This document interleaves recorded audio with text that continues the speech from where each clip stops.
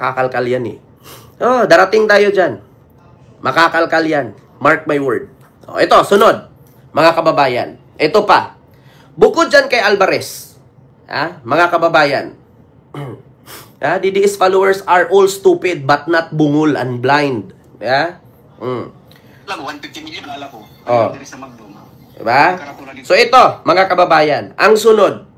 Alam nyo ba na inamin mismo ng DPWH Davao na si Cabral, Undersecretary Cabral, na totoo na mayroong 51 billion infrastructure project si Pulong. O ito, mga kababayan.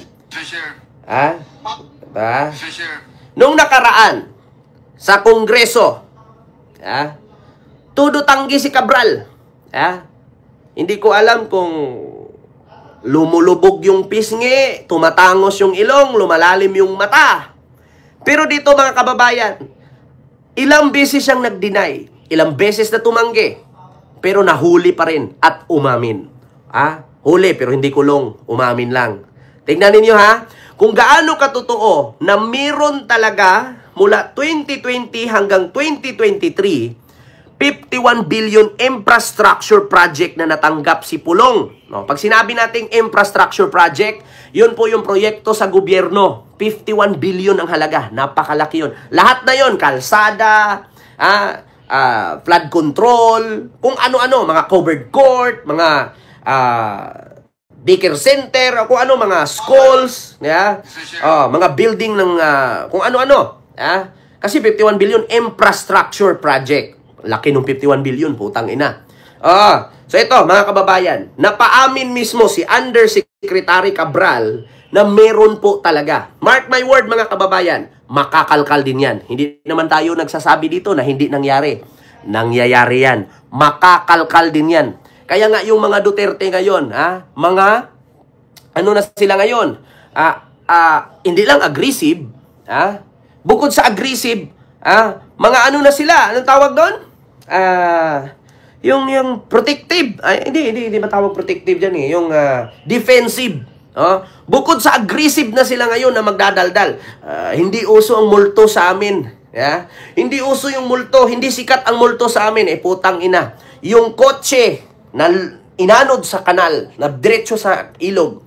Yung motor, tinangay ng baha. So, paano nangyari yon?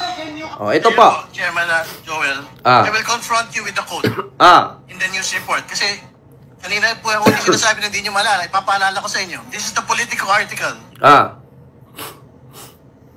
DPWH Undersecretary Maria Catalina Cabral confirmed the report circulating on social media. Queen Lioness, silo po. Base sa report ng aming programming division, we confirm na yun pong mga amounts na nabanggit ninyo 51. 2020, 2021, 2022. Base po sa National Expenditure Program. Yan po yun mga kababayan, yung 51 billion.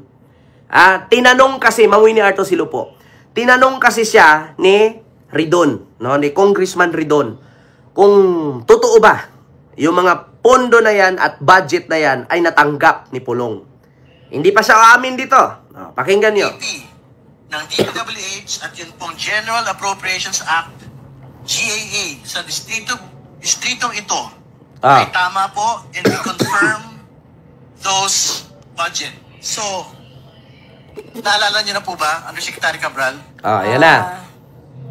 I guess I clearly remember, Your Honor. I think there was an interview that time.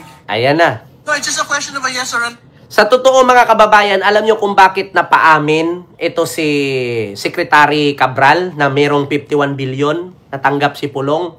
Kasi in-interview po siya ng Billionaire News. Umamin po siya.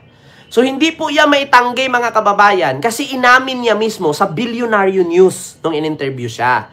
So ngayon, itinanong ito ni Congressman Ridon kung totoo ba ang inamin niya. So naaalala ba niya? So, nagmamaang-maangan pa.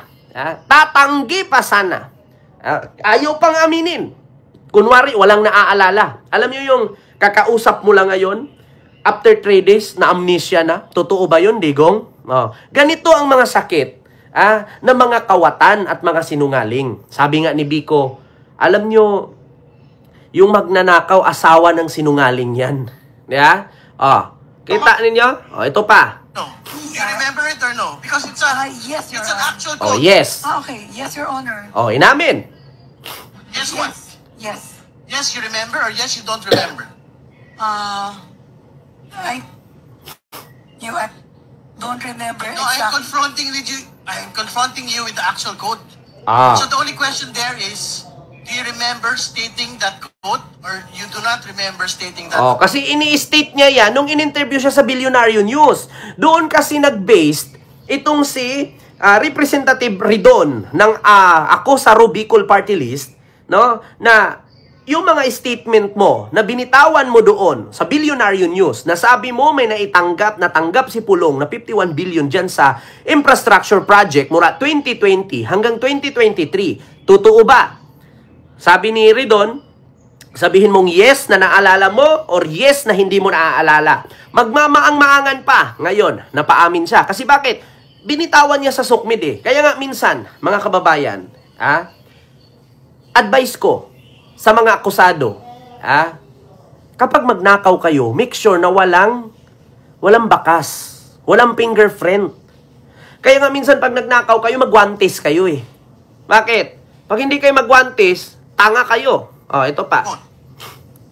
I remember, Your Honor. You remember stating that code, and if you remember stating that code, do you confirm the information in that code? Ayan na. That you confirm those amounts na nabanggit, excuse me, let me finish. Amounts na nabanggit ninyo noong 2020, 2021, 2022. Base po sa NEP ng DPWH at yung pong GAA sa distrito ito. Therefore, the distrito po of Congressman Paulo Duterte. Ayan na. Tama po, and we confirm those budget. Patay. Yes, Your Honor. Alright, thank you. Ms. Manchua, please proceed. Ayan na, mga kababayan. Inamin na mismo ni Undersecretary Cabral na mula 2020, mula sa mismong budget ng DPWH at sa GAA, tumanggap si Pulong ng 51 billion. Tanong ko lang, may imbestigahan na ba to? Hindi ko lang alam. Abangan natin.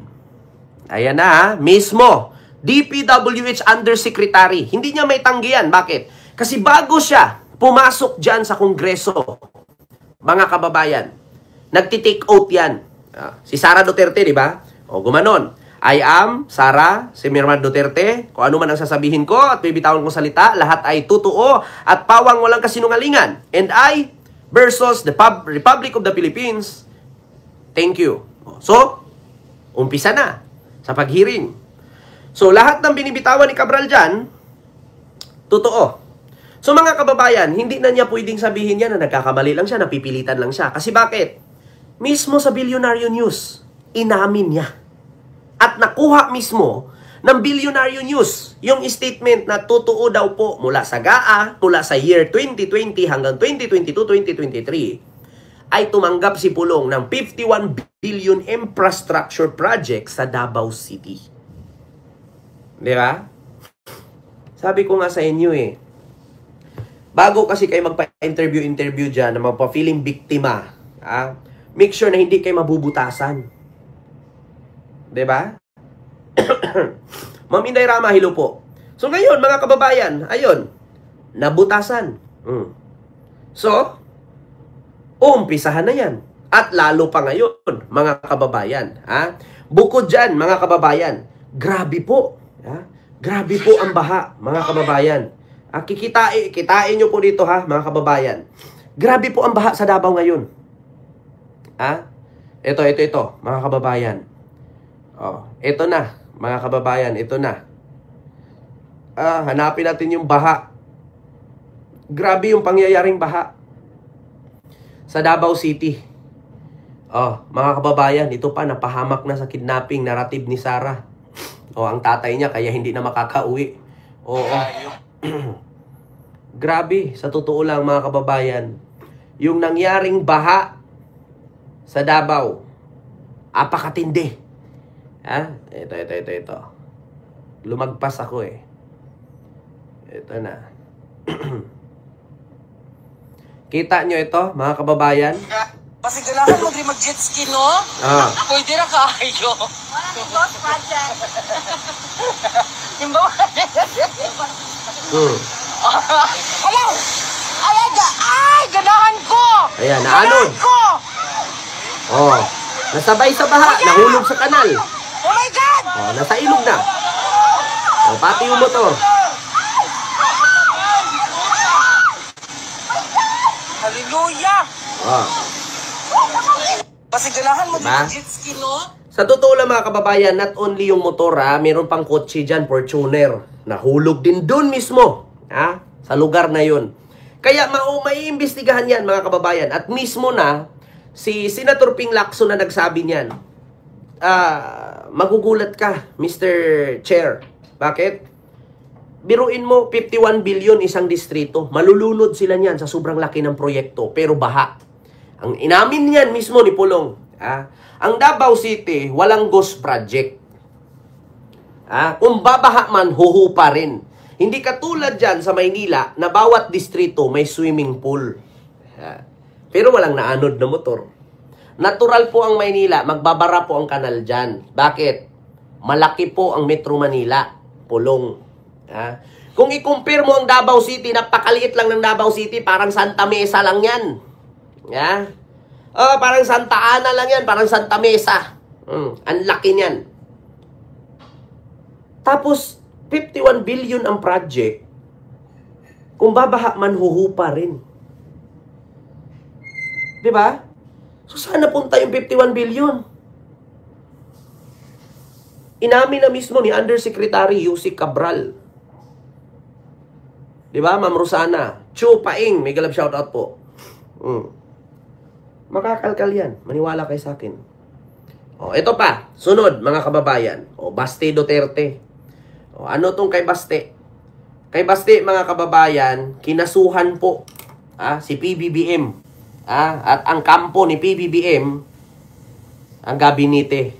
Bakit? Ano bang kadahilanan kung bakit nagkaso si Baste Duterte?